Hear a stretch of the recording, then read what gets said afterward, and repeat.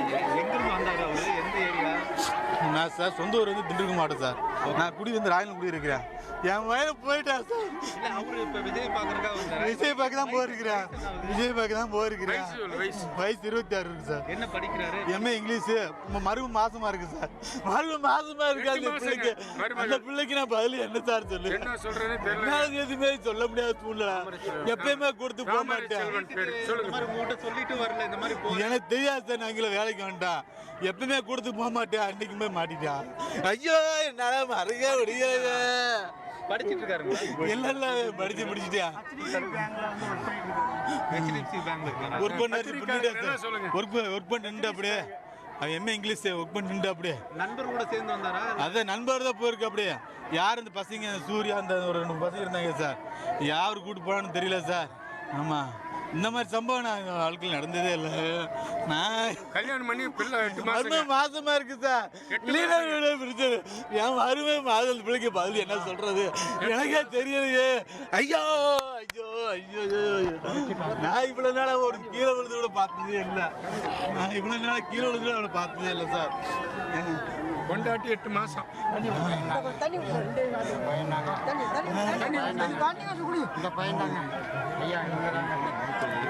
எங்கிருந்து வந்தாரு? யாரு நண்பர் கூட யாராவது வந்தாங்களா? நண்பர் கூட யாரும் எப்படி போனால் என்ன வரும் ஒன்றும் தெரியலங்க. ஆனால் வந்து இது மாதிரி நியூஸ் மட்டும் சொன்னாங்க. இது மாதிரி மூச்சு திணறல் வந்துருச்சு, இல்லை போஸ்ட் நர்ஸில் போட்டு அமுத்திட்டாங்க அப்படின்னு மட்டும் தான் சொன்னாங்க. அப்புறம் இங்கே வந்து பார்த்தா ஃபஸ்ட்டு காட்ட மாட்டேன்னாங்க. அப்புறம் ஃபோட்டோ காட்டி விட்டு போலீஸ்காரங்களை ஃபோட்டோ தான் காட்டினாங்க. அதுக்கு பிற்பாடு தான் எங்கள் பையனே கண்டுபிடிச்சேன். அது வரைக்கும் பொதுவாக டிவி பார்த்தீங்கன்னா இல்லை வந்துட்டீங்களா? நேர்லேயே வந்துட்டு காணான்னு தகவல் கிடைச்ச உடனே நாங்கள் இங்கே வந்துட்டோம் நேரடியாக. சரி இதில் வச்சுருக்காங்க, ஜிஹெச்சில் தான் வச்சுருக்காங்க அப்படின்னு சொல்லி டேரெக்டாக இங்கே வந்துட்டோங்க. இங்கே வந்து பார்த்ததுக்கு பிற்பாடு ஃபோட்டோவை பார்த்து நாங்கள் கன்ஃபார்ம் பண்ணாங்க தம்பி தான் அப்படின்னு சொல்லிட்டு. அவர் ஏதாவது கட்சியில் இருக்காரா? இல்லை இது வரைக்கும் எந்த கட்சியில் நண்பர்களோட வந்துருக்காங்க. திண்டுக்கல்லேருந்து வந்துருக்காரு. இல்லை திண்டுக்கல் மாவட்டம் ஒத்தப்பட்டிங்க. இங்கே ராயனூர் குடியிருக்கிறாங்க. எவ்வளோ தூரம் வரும் வித்யா? இல்லை சார் இப்போ வந்து இங்கே ராயனூர் தான் குடியிருக்கிறாங்க. இல்லை அது எனக்கு தெரியல. நான் எவ்வளோ தூரம் வரும்னு கேட்குறேன். வேலுச்சாமிபுரத்துக்கும் அதுக்கு எவ்வளோ தூரம் ஒரு 6 கிலோமீட்டர் வரும் சார். ராயனூர் 6 கிலோமீட்டர் வரும் சார். 6 கிலோமீட்டர். இப்போ இந்த சம்பவம் பொதுவாக எப்படி பார்க்குறீங்க? கூட்டம் நெரிசல் தான் அப்படின்னு கூட்ட நெரிசல்னு சொல்கிறாங்க சார். இது வரைக்கும் எங்களுக்கு எந்த வித தகவலும் கிடைக்கல. கூட்ட நெரிசலில் போட்டு அமுத்துட்டேன்னு சொல்கிறாங்க. இன்னும் எந்த தகவல்? இப்போ இந்த கூட்டத்தை வந்து கூட்ட நெரிசல் தான். இது நெரிசல் முறைப்படுத்தினா ஐயா இந்த கூட்டத்தை முறைப்படுத்தினா இந்த விபத்தை தவிர அதெல்லாம் எனக்கு தெரியாது சார். என் பையன் போனது போயிட்டான். என்னன்னு தெரியாது. இது இப்போ கட்சிட்டு ஒரு 30 நின்று அப்படியே 2 வருஷம் ஆச்சு. நின்று அப்படியே அந்த வேலைக்கு போகிறதில்ல.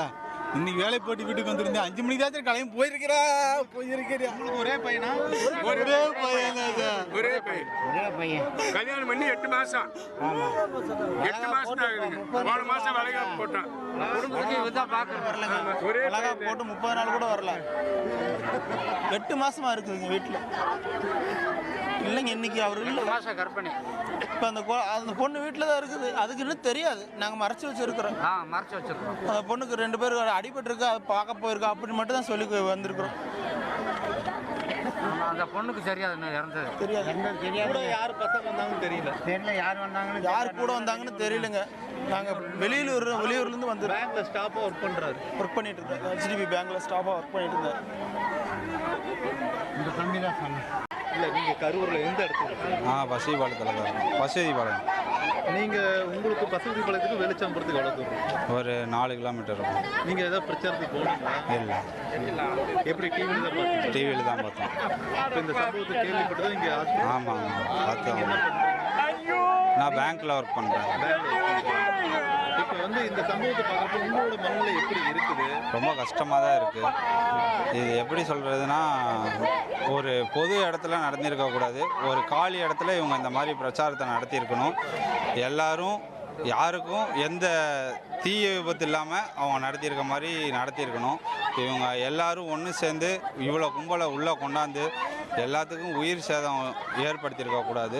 அவங்க இப்போ மாநாடு எப்படி நடத்துனாங்களோ அது மாதிரி இவங்க நடத்தியிருந்தாங்கன்னா இவ்வளோ பிரச்சனை வந்திருக்காது. குறிப்பாக இதில் என்னென்னா ரொம்ப துயரமான சம்பவம் என்னென்னா குழந்தைங்க இறந்தது. ஆமாம் அது எல்லாத்துக்குமே ரொம்ப கஷ்டம்தான். குழந்தைங்களை வந்து நம்ம அந்த பொது சேவைக்கு நம்ம கூட்டு போகக்கூடாது. அது வந்து கூட்டு போனாங்கன்னா அதுக்கு வந்து பேரண்ட்ஸ் தான் முழுக்க முழுக்க காரணம். நம்ம போகிறோமா அது நம்மளோட தனிப்பட்ட விரும்பை. குழந்தைங்களை கூட்டு போய் நம்ம அந்த கும்பலில் நம்ம குழந்தைங்களை வந்து பாதிப்பு ஏற்படுத்துகிற மாதிரி நம்ம எதுவுமே பண்ணியிருக்கக்கூடாது. அதுதான் என்னோட கருத்து. இப்போ நீங்கள் ஒரு பேரண்ட்ஸாக மனநிலை எப்படி இருக்குது? ஏன்னா ரொம்ப கஷ்டமாக தான் இருக்குது.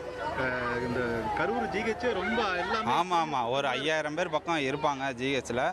இது வந்து நான் என்ன சொல்கிறேன்னா, பொதுமக்கள் வந்து விழிப்புணர்வோடு இருக்கணும். எல்லாரும் யார் கூப்பிட்டாலும் நம்ம போகிறோம் அப்படின்ற கான்செப்ட் இருக்கவே கூடாது. நமக்குன்னு ஒரு மனநிலை இருக்குது. அந்த இடத்துல வந்து நம்ம மனநிலையை புரிஞ்சு நம்ம ஃபேமிலி சுச்சுவேஷன் அதை தெரிஞ்சு நம்ம எந்த இடத்துக்குனாலும் நம்ம போகணும். நம்ம ஒரு கை குழந்தைய கூட்டிகிட்டு ஒரு 5000 பேர் இருக்க இடத்துல நம்ம போனோம்னா அது நமக்கு தான் சேதாரம். அந்த இடத்துக்கு நம்ம போகக்கூடாது. குறிப்பாக இதில் பெண்கள் கொஞ்சம் அதிக அளவில் உயிரிழந்திருக்காங்க. ரொம்ப வருத்தப்படுது. ஏன்னா அவங்களோட ஆமாம், ஆண்கள் வந்து ஒரு சிலர் தெளிவாக இருப்பாங்க, ஒரு சிலர் தெளிவாக இருக்க மாட்டாங்க. அந்த இடத்துல வந்து நம்ம எப்படி பெண்கள் நம்ம எப்படி அந்த இடத்துல பொது இடத்துல நம்ம நடந்துக்கணுமோ அந்த மாதிரி தான் நம்ம இருக்கணும். அதை விட்டு எல்லாரும் ஆண்கள் இருக்காங்க இந்த கும்பலில். இப்போ இந்த இடத்துல 5000 பேர் இருக்காங்கன்னு வச்சுக்கோங்க. இந்த 5000 பேர் இருக்க இடத்துல நான் ஒரு பெண்ணாகவே இருக்கேன்னு வச்சுக்கோங்க. நான் வந்து ஒரு குழந்தைய தூக்கிட்டு போனேன்னா அது யாருக்கு பாதுகாப்பு இல்லாமல் இருக்கும்? நமக்கு தான் பாதுகாப்பு இல்லாமல் இருக்கும். அந்த இடத்துல நம்ம தனிப்பட்ட முறையில் போகிறோமா அது தனி கருத்து.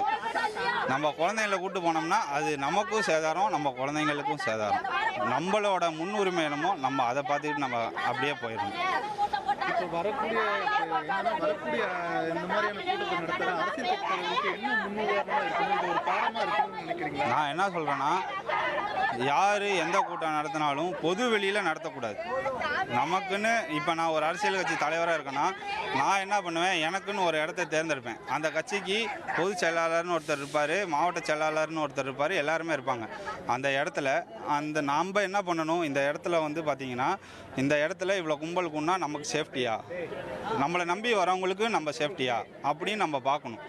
அந்த இடத்துல வந்து ஒரு 5000 பேர் கூட வேண்டிய இடத்துல ஒரு 1000 பேர் கூடனா எந்த பாதிப்பும் கிடையாது.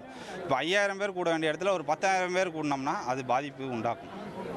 அந்த மாதிரி இடத்துல நம்ம வந்து அந்த கூட்டத்தை நடத்தக்கூடாது. நமக்கு பர்மிஷன் கிடைக்கலனாலும் நம்ம என்ன பண்ணணும், பொறுத்து இருந்து நமக்கு வேறு ஒரு பெரிய இடத்துல நமக்கு பாதுகாப்பு தகுந்த மாதிரி நடக்கிற இடத்துல நம்ம அந்த கூட்டத்தை நடத்தணும். அவ்வளோ. அதிமுக்கிய விவரங்களை அனைவருக்கும் புரிய வைக்கும் பாட்காஸ்ட். பொருளாதாரத்தை பல ட்ரில்லியன் ஆயுதங்களை கொள்முதல் செய்கிறது. சம்பவங்களை தேடி களத்திற்கே உங்களை அழைத்து செல்லும் ஸ்பாட்லைட்.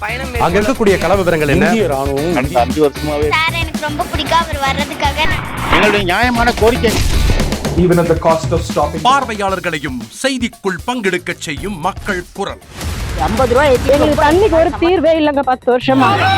எங்களுக்கு சரியான ஒரு விடிவு கிடைக்கவில்லை. 60,000 ஏக்கருக்கு தான் கேட்கிறோம், பிச்சை கேட்கறாங்க. புத்தம் புதிதாக வித்தியாசமாக சில இடங்கள்ல பாகிஸ்தான்லயே பாராட்ட வேண்டாம், ஆனால் அதற்கு கொச்சைப்படுத்த வேண்டாம் என்று நான் கேட்டுக்கொள்கிறேன். மதத்தால் இனத்தால் மக்களை எப்படியெல்லாம் பிளவுபடுத்த முடியுமோ அந்த பிளவிற்குண்டான ஆயுதமாக இந்த மாநாட்டை அவர்கள் பயன்படுத்த நினைக்கின்றார்கள். அரசியலிலிருந்து சினிமா தனித்து இயங்க முடியாது. அனைத்தும் உங்களுக்காக. எப்போதும் இணைந்திருங்கள் தந்தி டிவியுடன்.